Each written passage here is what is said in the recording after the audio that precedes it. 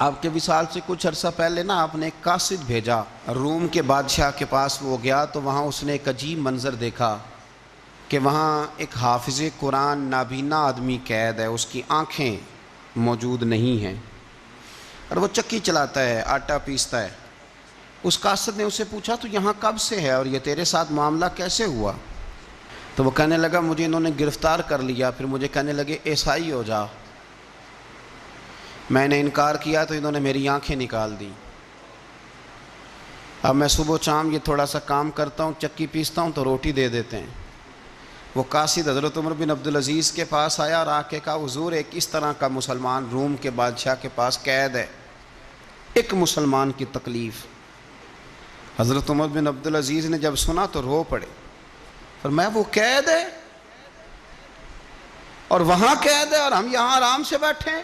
فوراً رکا لکھا، قاصد سے کہنے لگے واپس جا، روم کے بادشاہ کو جا کے کہہ کہ اس نابینا قیدی کو فوراً آزاد کرے، ورنہ میں ایک ایسا لشکر بھیجوں گا، اتنا بڑا لشکر بھیجوں گا کہ اس کا پہلا آدمی تیرے پاس ہوگا اور آخری میرے پاس ہوگا، اور تجھے پھر وہ بندہ چھوڑنا پڑے گا، تو ابھی چھوڑ دے، میں تجھے پیغام دے رہا ہوں۔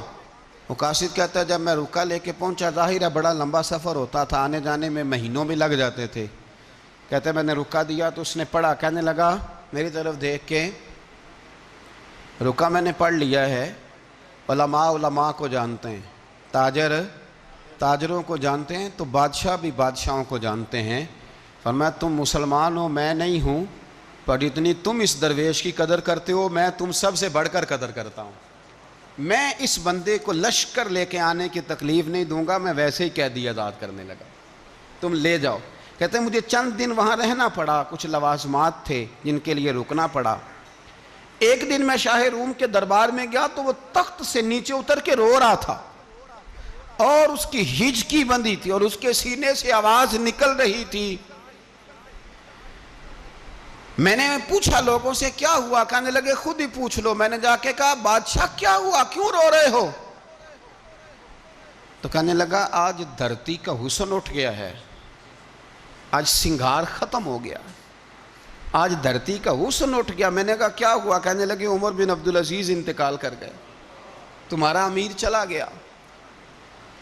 تو میرے دل میں خیال آیا، میں نے آہ بھری، میں نے کہا پھر ہمارے لیے کیا حکم ہے؟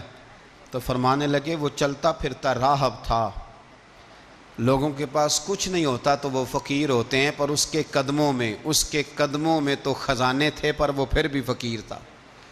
فرمایا اس کا حکم اگر میں زندگی میں مانتا تھا تو مرنے کے بعد بھی بات مانی جائے گی، تمہارا قیدی بھی تمہیں واپس کیا جائے گا اور عمر بن عبدالعزیز کی بات بھی سنی جائے گی۔